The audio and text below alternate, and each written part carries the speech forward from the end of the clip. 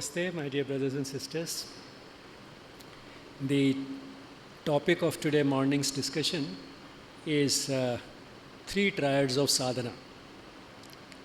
The small little booklet, The Mother, by Aurobindo, which he wrote in 1928.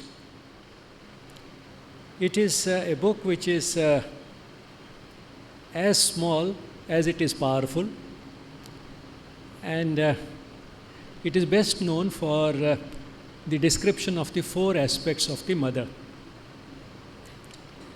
But while going through it, I discovered that it also has three triads, that is groups of three words each, which can serve as a guide for sadhana and can answer many of the common difficulties and questions that we have in relation to the practice of integral yoga. The first one of these is in fact very well known, and that occurs on page 9 of this booklet: aspiration, rejection and surrender. Now, what is aspiration?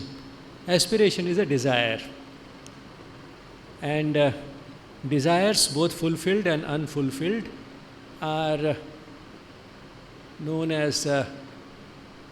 for the misery that they can bring, and quite justifiably so.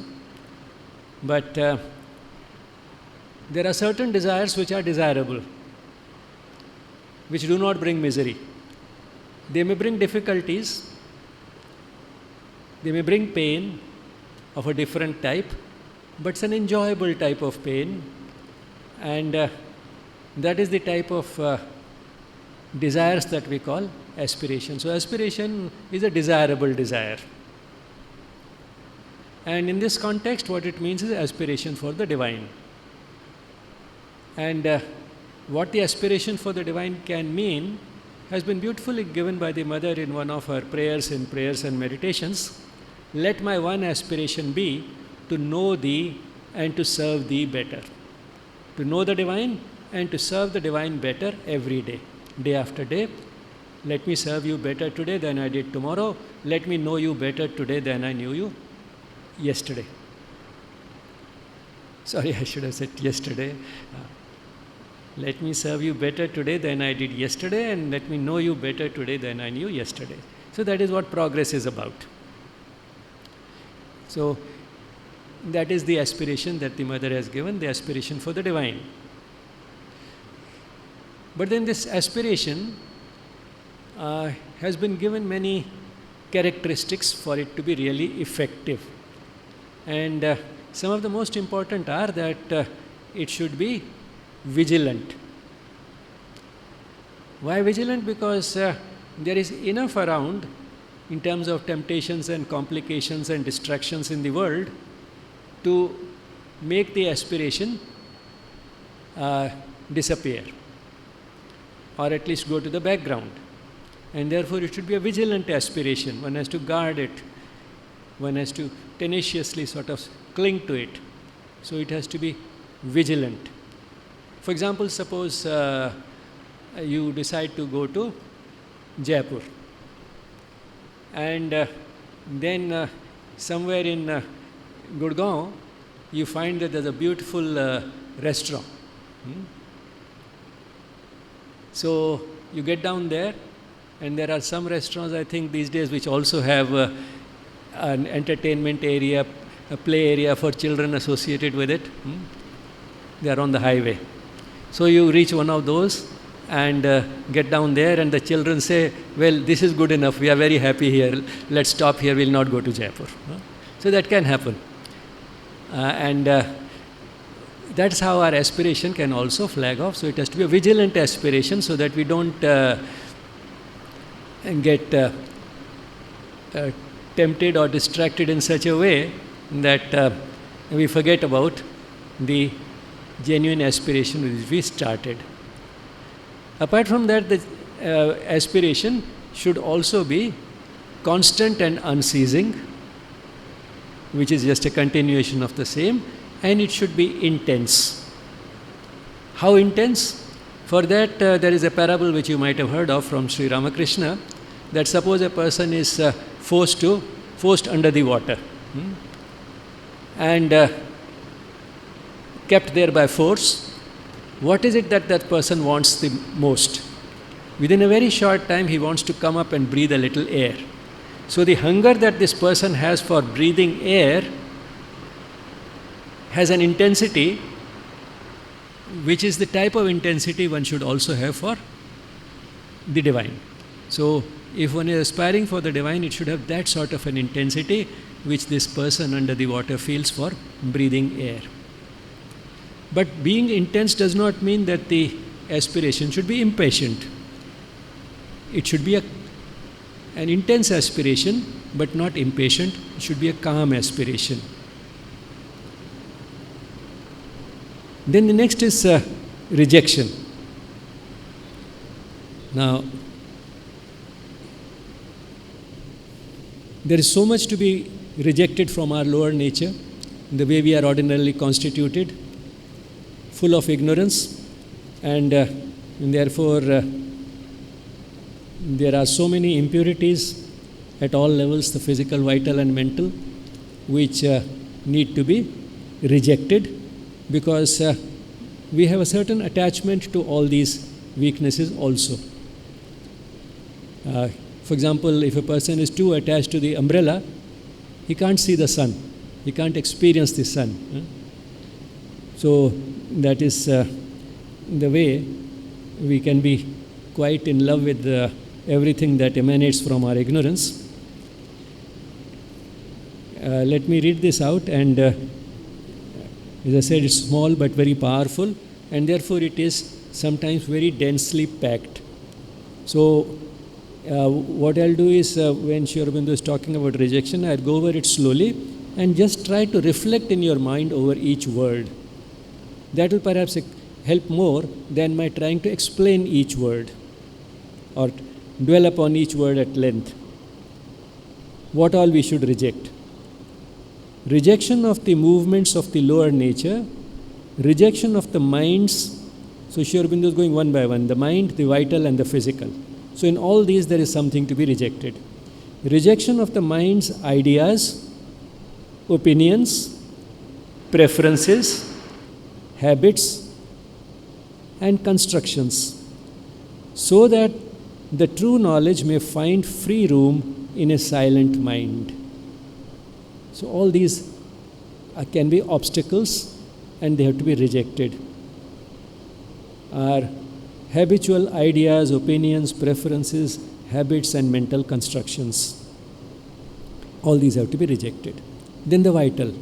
Rejection of the vital nature's desires, demands, cravings, sensations, passions, selfishness, pride, arrogance, lust, greed, jealousy, envy, hostility to the truth. The last is very interesting.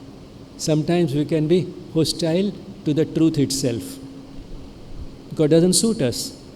It doesn't match our ordinary ideas of what is true and false. It is a type of truth that involves acceptance of things which are completely out of the ordinary, which do not relate to ordinary experience and or ordinary experience, sensory experience or our worldly experience, and therefore there can be a certain hostility to the truth itself. So what has to be rejected from the vital are the desires, demands, cravings, sensations, passions, selfishness, pride, arrogance, lust, greed, jealousy, envy, and hostility to the truth, so that the true power and joy may pour from above into a calm, large, strong, and consecrated vital being. Then rejection at the physical level.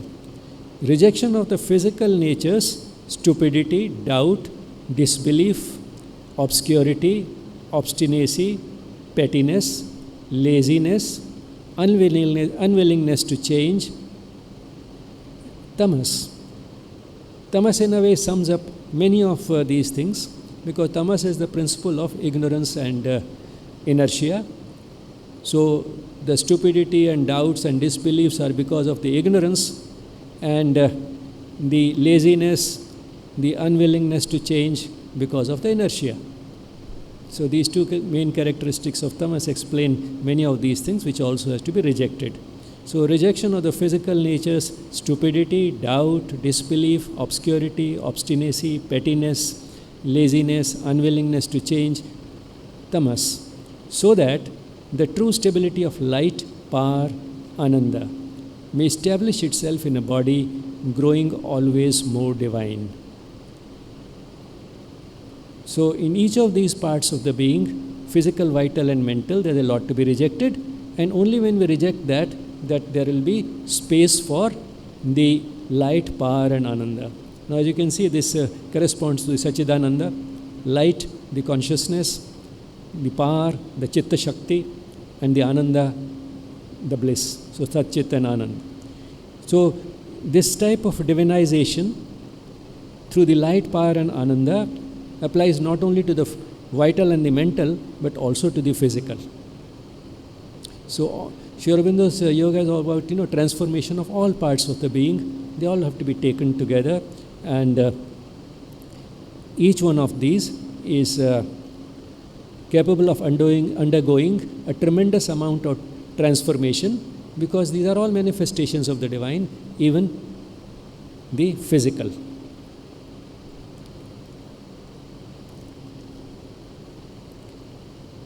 Then the next is surrender. And about surrender, there is quite a bit at many places, even in this small booklet, but I'll read a small bit from here.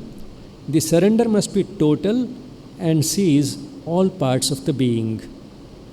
It is not enough that the psychic should respond and the higher mental accept, or even the inner vital submit and the inner physical consciousness feel the influence. Our vital and mental particularly do not always behave as one, and there's often a conflict between them, and therefore one part may surrender and another may not. At the mental level, we may decide that yes, I'll surrender, but the vital nature might come up with enough of attractions to make us to weaken that resolve, and therefore that can make it difficult. So the surrender must be total and seize all parts of the being. It is not enough that the psychic should respond. Psychic, of course, always will, because that is our divine essence. And the higher mental accept. The higher mental also is pretty close to the psychic, and therefore that can easily accept the light of the psychic. Or even the inner vital submit. Inner vital is again close to the psychic. And the inner physical consciousness feel the influence. So each one of these, the physical, vital and mental, they have aspects which are close to the psychic, which are very receptive to the influence of the psychic, but we may not be acting from those, we may be acting from the outer physical, vital and mental. So the inner may respond, but the outer may not. It's not enough that the psychic should respond and the higher mental accept, or even the inner vital submit and the inner physical consciousness feel the influence. There must be in no part of the being, even the most external, anything that makes a reserve, anything that hides behind doubts, confusions and subterfuges, anything that revolts or refuses. So once again, very important precautions to be taken, that there should be no reservation about the surrender. There should be nothing that hides an unspoken, disguised type of unwillingness to surrender, which may hide behind doubts, confusions, subterfuges, anything that revolts or refuses.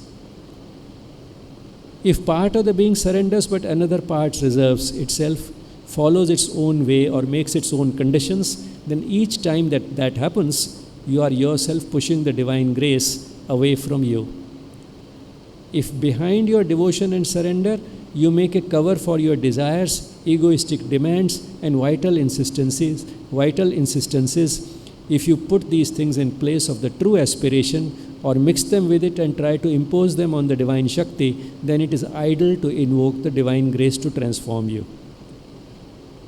So surrender can also become an excuse for many things. One, it can become a sort of a bargaining point. I have surrendered, therefore this is what I should get. Since I have surrendered to the divine, now the divine should take care of everything, the divine should give me this, the divine should give me that. So if behind your devotion and surrender you take a cover for your desires, in fact you are trying to fulfill your desires through the route of surrender. So the surrender is only a cover for the desires. If behind your devotion and surrender you make a cover for your desires, egoistic demands and vital insistences, if you put these things in place of the true aspiration or mix them with it and try to impose them on the divine Shakti, sometimes we expect the divine to think the way we are thinking rather than think the way the divine thinks. Sri Krishna says in the Gita, Man mana bhava, be my-minded, which means have the type of feelings and thoughts that I have, become like me, man mana bhava. So instead of becoming like Sri Krishna or like the divine, we expect the divine to become like us and think like us. So do not mix all these things and try to impose them on the divine Shakti. If one does that, it is idle to invoke the divine grace to transform you. Reject the false notion that the divine power will do and is bound to do everything for you at your demand, and even though you do not satisfy the conditions laid down by the Supreme. Make your surrender true and complete, then only will all else be done for you. Reject too the false and indolent expectation that the divine power will do even the surrender for you. Sometimes we expect that even the surrender will be done by the divine, and reject that notion. The Supreme demands your surrender to her, but does not impose it. So the divine demands surrender, expects surrender, but does not impose it. We have been given that free will. We need not surrender, and we can surrender and withdraw the surrender. You are free at every moment till the irrevocable transformation comes, till one reaches that point where one has reached the state of man mana bhava. So then that becomes irrevocable.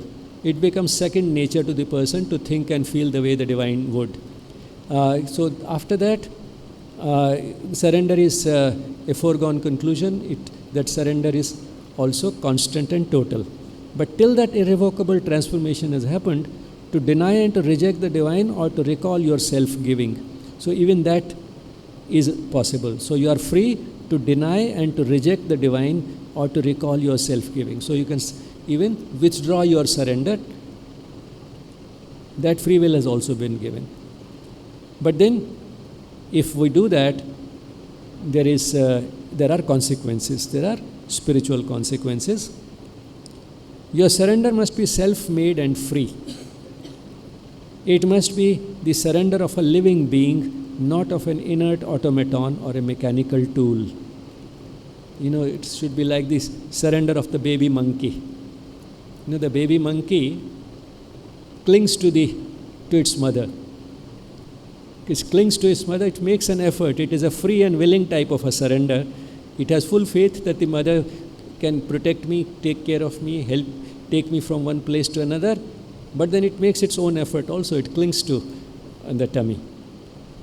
So the surrender must be self-made and free, like that of the baby monkey. It must be the surrender of a living being, not of an inert automaton or mechanical tool. An inert passivity is constantly confused with the real surrender. But out of an inert passivity, nothing true and powerful can come. It is the inert passivity of physical nature, because of the tamas, which is a characteristic of the physical. It is the inert passivity of the physical nature that leaves it at the mercy of every obscure or undivine influence.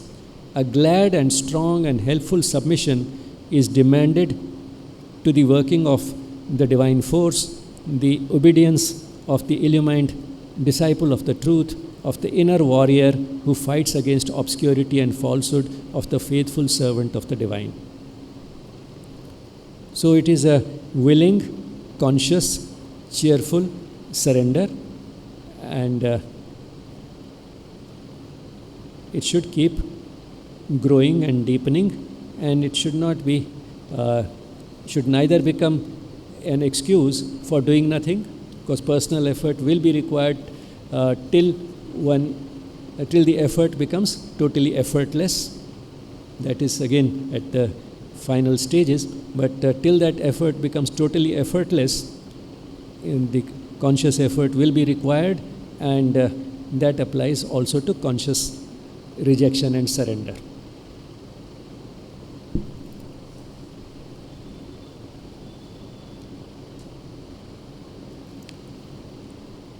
Now the second triad occurs also quite early in the booklet on page 12. And here there is a very good temptation or held out that if you do this, then this, if you want this, then this is what you have to do. To walk through life armored against all fear, peril and disaster, only two things are needed. So in this erratic and unpredictable world, we all know that the world is full of different types of dangers and disasters, uncertainties, and therefore we have a certain amount of fear of what may go wrong. But then Aurobindo says it is possible to be completely free from all that fear. And for that only two things are needed. Makes it look very simple. Only two things. To walk through life armored, that is shielded, protected, against all fear, peril and disaster, only two things are needed. Two that always go together.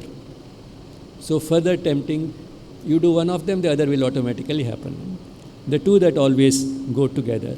The grace of the Divine Mother, and on your side, so the second thing we have to do. What is it that we have to do? An inner state made up of faith, sincerity and surrender. So this is the type of inner state we have to cultivate that will earn divine grace, and therefore then the two will go together, and then we can be totally fearless irrespective of the unpredictable nature of the world. So this is the second triad, faith, sincerity and surrender. Now on faith there are many stories that you might have heard of. The type of simple faith that a child has, and as we grow up we sometimes lose because of the complexities introduced by our complicated minds, which we call our developed minds. Once there was a havan going on which was being done because it had not rained there in that area for a long time, and this havan was expected to bring the rain, and people had gathered around in that area around the havan kund. One boy was also rushing there, one small child with an umbrella. So people asked him, why are you carrying the umbrella? It's not raining. He said, but we are doing an havan for the rain, it will rain, that's why I am carrying the umbrella. So this was the only child who actually had the type of faith that can be called a true and genuine and sincere faith. Then another little story about faith also you might have heard. There was a person who was in a very dangerous situation. He was hanging by the branch of a tree, and if he left that, he'll fall to a great depth somewhere in the hills, and he was very scared that this branch may break any time. It's a slender branch, and at the same time he couldn't see what he could do. So when you are helpless, you think of the divine. He started praying, and the response came. The response came, I'll save you, but first let go. Let go of that twig. Now that was a test. Even that little twig he was not willing to let go. At least he was very tired. He was not finding it very difficult to hold on to it. He knew that very soon he'll be so exhausted that in any case he will leave it even if the branch does not break. But still he was unwilling to let go. Again, lack of faith. So these little stories show that how difficult sincere faith can actually be Faith is something which is not rational. It is not based on knowledge. It is something which is in the heart. And it has to be, and that's why it has been coupled with sincerity and surrender. Because the faith has to be sincere, the surrender also has to be sincere. And if the faith is and surrender are sincere, then one can earn the divine grace, which will make it easy for us to earn the divine grace and be fearless in the world. Now, if you think of that story where that person was holding that twig and not letting go of it, he prayed because he had faith. But then this faith actually had been inspired by the fear that I will fall. So this is a faith that has been inspired by the fear. On the other hand, we are talking about the faith which will make the person fearless. That is the distinction between a true and sincere faith and faith which is a sort of being used as a temporary expedient to overcome fear, but that is not what will make us fearless. In fact, it has been inspired by fear, and therefore that is not really faith. That is just something, chalo ye bhi try kar lete hain, that sort of a thing. That is not what faith is like. Then the third triad comes towards the end of the booklet on page 57, after the four aspects of the mother have been discussed. Then comes this, and this Aurobindo says is essential for transformation.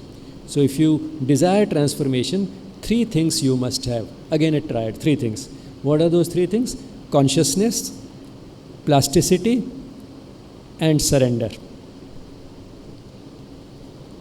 Now, consciousness, what type of consciousness? Here consciousness means awareness. Awareness of the presence of the mother. Be aware of the presence of the mother all the time. One of the celebrated quotes of Aurobindo is, behave as if the mother is always watching you. For indeed she is. So that is being aware of the mother all the time. And if we behave as if the mother is watching us, we will not do anything wrong. So it's in our own interest to be aware of the presence of the mother. So be aware of the presence of the mother and the power of the mother. Because then you will have that sense of protection, the sense of security, that sense of fearlessness, that courage which is required to do the right thing, the courage to say something which is right, and the courage not to say something which you are tempted to say but you should not be saying. No, these are all different types of things for which one needs courage and power. And if one is aware of the power of the mother, then one will be able to do all these things very easily. So be conscious of the mother and her power. And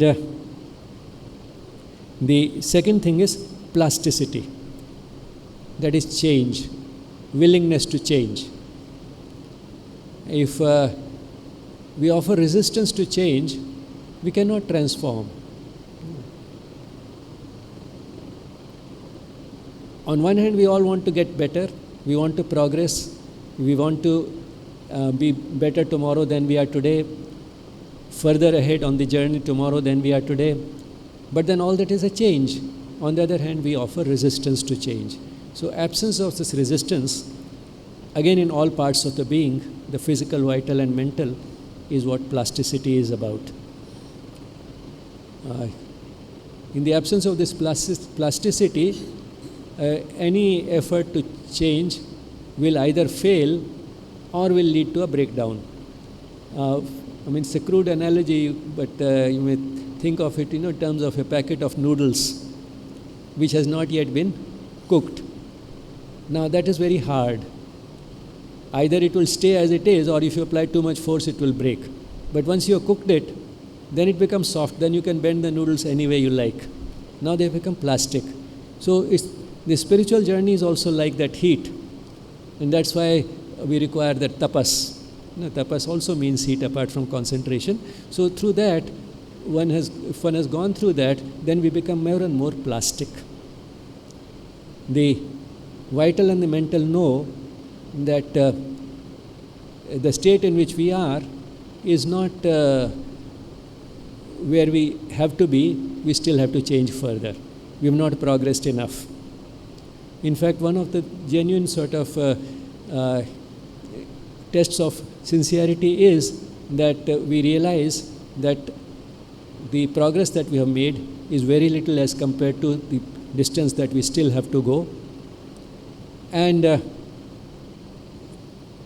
that acknowledgement itself is a step towards the progress.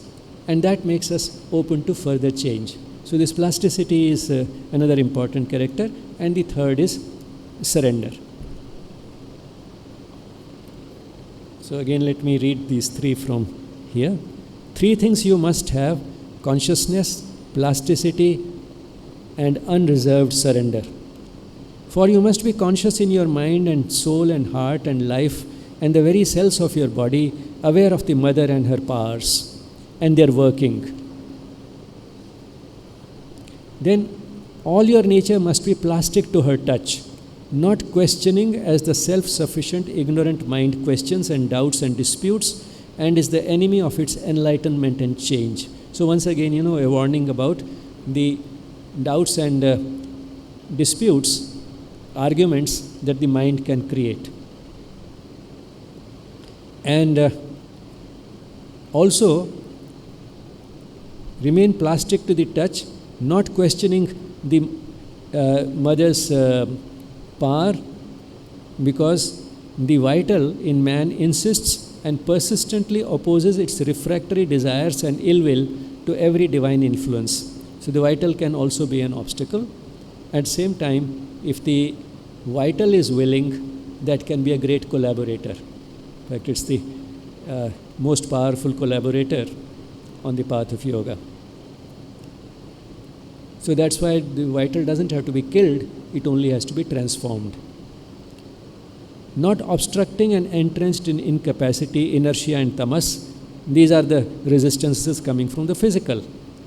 So all these have to be rejected and made open to the mother's power, and then they will be willing to change. So you can see that here there's a shift from personal effort to becoming more and more open to the mother. Because the fact is that our personal effort is necessary, but at the same time, that generally does not take us very far. What takes us far is the divine grace, which is earned through that effort. And therefore, that is what is coming out, that become, through your own effort, become more and more open, more and more receptive to the mother's power, to the mother's influence, and that is what will do it. Once I found a very small little 4-word expression behind a truck, which I think matches very well. What did it say? Mehnat meri, rahmat teri. It's my hard work and your grace. So basically it comes to the combination of that, effort and grace.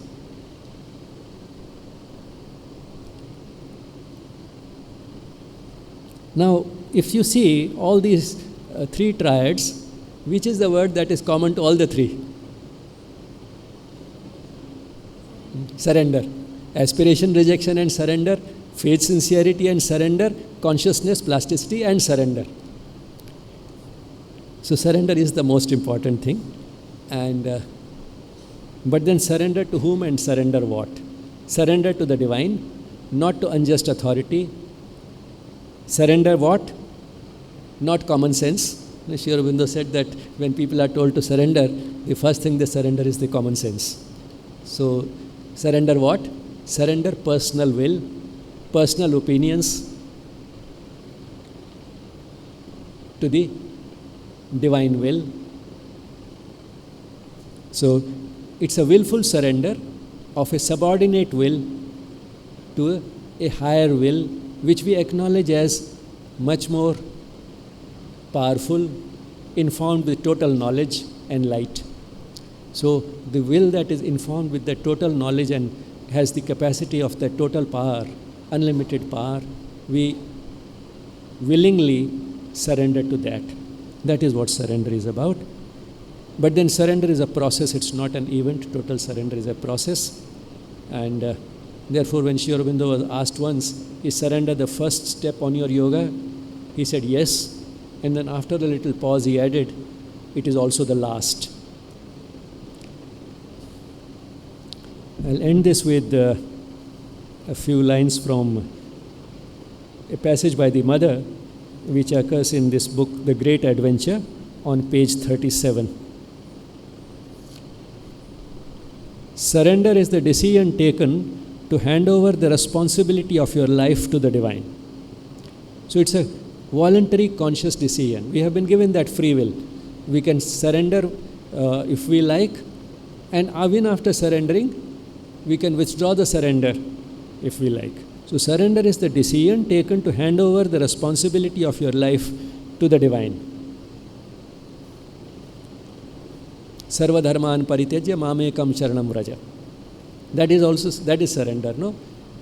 Not only the person has given up his own personal will and placed himself entirely in the hands of the divine, the person has also abandoned all religions, all dharma. Now, what does that mean? It looks very strange. A religious scripture saying, Sarva dharman parityajya, sare dharm chhod do. Forget all of them, abandon all of them. Now, looks very strange, but that is exactly what the Gita says. Now, here what dharma means is the codes of conduct that you have learnt from various religious books, ethical codes, so on and so forth, what is right, what is wrong, what should be done, what should not be done. So, all the considerations of right and wrong that you have learnt so far, forget all of them. But then, forget all of them in favor of what? Instead, what is it that should help you decide whether to do something or not? Mamekam sharanam vraja, take refuge in me.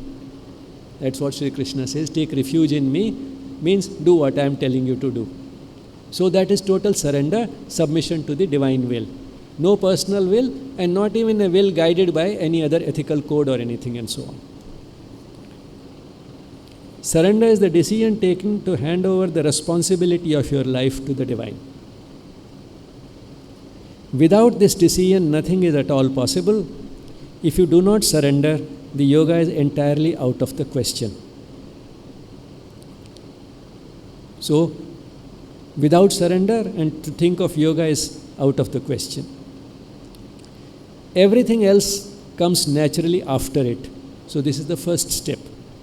For the whole process starts with surrender. So, starts with surrender, ends with surrender, and surrender is therefore there in all these three triads. Whether faith, unless we have faith, will we move towards surrender? So when we are saying that the starting point is surrender, but I think pre-starting point is faith. Unless we have faith, we will not move towards that. So some people are blessed with this. As you said, it is of heart. Faith is more of heart. So I think people who are blessed with this faith, I think for them, this taking the first step is easier. That was coming to my mind because faith and surrender, I was just thinking. You may elaborate a bit more on that. Well, actually, all these things go together to quite some extent. The question is whether faith comes first or surrender comes first. Both these things go together. There can be no true surrender without faith. There can be no aspiration without faith, because faith would require at least believing in the divine, believing that God exists. Then only the other things follow. So, what is the difference between belief and faith? Belief is more at the intellectual level, faith is more at the emotional level. But first one has to be a believer. So that is, you can say the starting point. Everything else follows, because being on the spiritual path itself means that the person has accepted the existence of a higher power. Call it God, call it the divine, call it by any name, but the person has accepted that such a power exists. Then only the rest of the spirituality comes in. be it anything, and therefore, yes, that is the starting point. Then only the person will have the aspiration. Aspire for the divine means at least the person believes that the divine exists. और feelings मेरी हैं, और internal yoga की जो feelings होती है वो self होता है. क्वेश्चंस ये है डिजायर, फेथ और सरेंडर. मैं पहले डिजायर की बात करूँगा. डिजायर जो अभी तक आपने जो चाहा वो अचीव करने के लिए जब आप भागते हो तो डिजायर, राइट. और वो जब आप अचीव करते हो फुल्ली डिजायर. आप जब आगे उस चीज़ को छोड़ करके, डिजायर को छोड़ करके जब आप आगे आते हो और उसमें जब कुछ ऐसा फील होता है जो ये मेरा नहीं हुआ है, और अनसडनली जब वो हो जाता है तो फेथ. अब आती है सरेंडर. जब आप डिवाइन की तरफ जाते हो और मुझे पता नहीं है डिवाइन होता क्या है. इस राइट फिजिकल वर्ल्ड में मुझे नहीं पता डिवाइन होता क्या है. एंड सडनली कुछ ऐसी मूवमेंट होती है लाइफ में और आपकी कदम चले जाते हैं. आपको पता नहीं है ये होता क्या है, लेकिन आप चले जाते हो. उस ट्रेन में आप बैठ जाते हो और वो ट्रेन कहाँ जाएगी, कहाँ रुकेगी, कितनी स्टेशन आएंगे, आई डोंट नो, मुझे नहीं पता. बस आप बैठ गए. आप नहीं बैठे, बैठे कैसे ये भी नहीं पता. बस एंड सडनली ऐसा कुछ हुआ, आप बैठ गए. और आप जब पता चला कुछ बुक्स पढ़ लिया, ध्यान, पता ही नहीं ध्यान होता क्या है. सिर्फ आँख बंद करना है, बैठ जाना है. Is not process. आपके अंदर कहीं कुछ होगा, आई डोंट नो, ये बहुत बड़ी साइंस है अंदर फिजिकल वर्ल्ड्स में. आप उनसे क्वेश्चन करते हैं क्योंकि डिजायर, फेथ, और आप आ गए डिवाइन के पास सरेंडर भाव में. माँ जब मैं बैठता हूँ ध्यान में तो आप मुझे दिखते ही नहीं हो. मैं कोशिश कर रहा हूँ, आप दिखते ही नहीं हो. बट पता नहीं कहीं से एक आवाज़ आती है, ठीक है कोई बात नहीं, मैं नहीं दिखती हूँ, इट्स ओके. आप एक काम कर सकते हो क्या माँ, आप ध्यान में माँ लिख सकते हो क्या. बस गुड, ये तो मैं लिख सकता हूँ. अपनी मस्तिष्क एरिया से कुछ भी लिख सकते हो आप ध्यान में. इज द कॉन्सेंट्रेशन फील हुई. ये प्रोसेस स्टार्ट हुआ और मैं लिखना स्टार्ट, जस्ट माई क्वेश्चन. अब माँ की चाहत बढ़ रही है दिल में, माँ की ओर जाने का. अब अंदर से आ रही है माँ लिखते लिखते. अब माँ आप रुको, रुक जाओ. अब देखो, आप सिर्फ आंख बंद करके माँ लिखा हुआ आपके हेड पे आ रहा है क्या. हाँ माँ आ रहा है, गुड. अब माँ मैं आपको देखना चाहता हूँ, आप आए. विल ट्राई, कोशिश करते रहिए. माँ की चप्पल है, स्लीपर, वो देखा. ये प्रोसेस कुछ वक्त चला. फिर माँ मुझे दिखती हैं, एकदम यही जो पिक है वही पिक में माँ दिखती हैं. बहुत हैप्पी, मतलब ऐसा लगा पता नहीं क्या मिल गया हो. और उनके साथ एक सर्टेन टाइम पे मैं बैठ के उनके साथ लीन हो गया, देख रहा हूँ उन्हें. शरीर में एक कुछ अजीब सी हरकत स्टार्ट हुई. मुझे पता ही नहीं ये हरकत क्या है. कुछ चेयर पे बैठा हुआ शून्य की ओर चला गया. शरीर अपने में काम नहीं कर रहा. ऐसा लग रहा है कुछ प्रेशर पड़ रहा है. ये मैं कह नहीं सकता ये क्या हो रहा है. उस वक्त बैक पैनल से कुछ ऊपर आते हुए इधर पीछे कुछ मूवमेंट्स. मैं बैठा हूँ, ईस्ट में फील कर रहा हूँ, वेस्ट में. आँख खुलने के बाद मैं सच में देखना फील कर रहा हूँ कि मैं सही बैठा हूँ या नहीं बैठा हूँ. फिर उसके बाद एक लाइट की प्रोसेस शुरू हो जाती है. मैं वाइट लाइट देख रहा हूँ, ब्लू देख रहा हूँ, पर्पल देख रहा हूँ. अब इन चीज़ों के बाद मैं माँ से अब एक ही क्वेश्चन करता हूँ. अपनी जो डिजायर थी मुझे वो मिला. मैं इसलिए अभी कह रहा हूँ क्योंकि मैं नहीं कह रहा हूँ, ये मेरा नहीं है. अब ये होता फील्स होती है. सॉरी, मैं माफ़ी चाहूँगा आप सबसे. जब मैं बोलूँ तो इसका मतलब मेरा भाव है माँ, लेकिन प्रेजेंटेशन के लिए मैं यूज करना पड़ रहा है. अब वो समझ में आती है, आज तक मुझे जो कुछ मिला वो माँ ने ही दिया है। मैं अनजाना समझ के सिर्फ मैं अपने लिए सोचता था, लेकिन उस काम के लिए मैंने अपनी त्याग की है। मैं एक अच्छे लाइफ को जीते हुए अगर मैं उसे कहता हूँ नहीं, इसे छोड़ देना है, अब ये मेरे लिए नहीं है, अब कुछ ऐसा करना है जिनसे और सबके लिए अच्छा हो। अब यहाँ क्वेश्चंस ये आती है, अब मैं माँ से बस एक क्वेश्चंस पूछता हूँ हमेशा, जो मैंने चाहा वो मिला, तो माँ अब मुझे ये बता दो जो आपने मुझे किस लिए चुना, और मैं अगर यहाँ आया हूँ, मैं इस वर्ल्ड में आया हूँ, इस धरती पे आया हूँ, तो आपने ज़रूर मुझे कोई ऐसा काम दिया होगा जो इस चेतना में मैं उसे नहीं फील कर पा रहा हूँ। तो आप प्लीज़ मुझे वो ही मैसेज दें जो आपका होगा और मैं वही करूँ।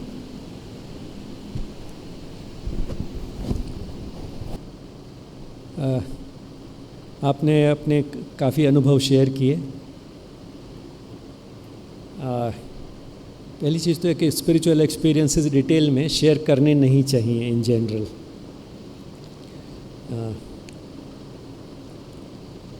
पर कुछ महत्वपूर्ण आपने बातें कहीं और उसमें प्रश्न भी उठाए। एक प्रश्न जो आपने उठाया वो ये था कि मुझे माँ से पूछता हूँ कि मुझे बताइए कि मैं संसार में किस काम के लिए आया हूँ, आपने मुझे कौन सा काम दिया है, क्या करूँ। उसके लिए तो आंसर मदर ने यही दिया है कि आप अपनी जो आपकी स्ट्रेंथ्स और वीकनेसेस हैं, विशेष गुण हैं और कुछ कमज़ोरियाँ भी सब में होती हैं, उनको देखते हुए आप अंदाज़ा लगाइए और अपनी परिस्थितियाँ देखिए। तो ये सब मिलके जो है हमें बताते हैं कि हम क्या कर सकते हैं। और हो सकता है कि वो जो है आपकी फ़ाइनल कॉलिंग नहीं है, वो टेम्पररी ऑक्यूपेशन है आपकी, लेकिन उस टेम्पररी ऑक्यूपेशन को भी कर्मयोग की भावना से कीजिए, सत्यनिष्ठा से कीजिए, मदर का इंस्ट्रूमेंट समझ के कीजिए। तो एक न एक दिन फाइनल कॉलिंग आपको ज़रूर पता चलेगी, वहाँ पर आप कि आपको फाइनली क्या एक्सपेक्टेड था वहाँ पे आप पहुँच जाएंगे, वो आपको काम मिल जाएगा। लेकिन अगर हम इंडेफिनिटली वेट करते रहेंगे कि एग्जैक्टली मदर बताएं क्या करूँ, तब तक कुछ नहीं करेंगे, तो वो भी ठीक नहीं है। अपने परिस्थितियाँ और अपने विशेष गुण देखते हुए जो काम आपके सामने आता है उसको सत्यनिष्ठा के साथ करना शुरू कर दीजिए। दूसरा, आपने कहा कि मैं ट्रेन में बैठ गया हूँ, मुझे पता नहीं है ट्रेन कहाँ जाएगी, लेकिन फिर भी मैं ट्रेन में बैठ गया हूँ। तो वो फेथ है, वो जो आपने विश्वास किया कि ट्रेन ये जो जा रही है ठीक जगह ही जाएगी, इसीलिए मैं इस ट्रेन में बैठूं। अब ये जो है एक प्रोसेस, इसको कह सकते हैं कॉन्शियस योगा है, कि अब आपको एटलीस्ट ये पता है कि कौन सी ट्रेन ठीक दिशा में जा रही है, आप दूसरी ट्रेन में नहीं बैठेंगे, उसी ट्रेन में बैठेंगे। तो that itself is a big step, क्योंकि एक किस्म से जर्नी तो बहुत पहले शुरू हो चुकी थी, सोल की जर्नी शुरू हो चुकी है, और कई लाइव्स तक हम प्रैक्टिस करते हैं what may be called unconscious yoga, कि कभी इस ट्रेन में बैठ गए, कभी उसमें बैठ गए, कभी उसमें बैठ गए, और एक्सीडेंटली कुछ थोड़ी सी रास्ता उसी दिशा में चले गए जिस दिशा में वास्तव में जाना था। लेकिन असली किस ट्रेन में बैठना है वो पहचान पाना और उस ट्रेन में बैठना जो ठीक दिशा में ले जाएगी, दैट इज़ कॉन्शियस योगा। तो कॉन्शियस योगा जो है that itself is earned after many lives of unconscious yoga.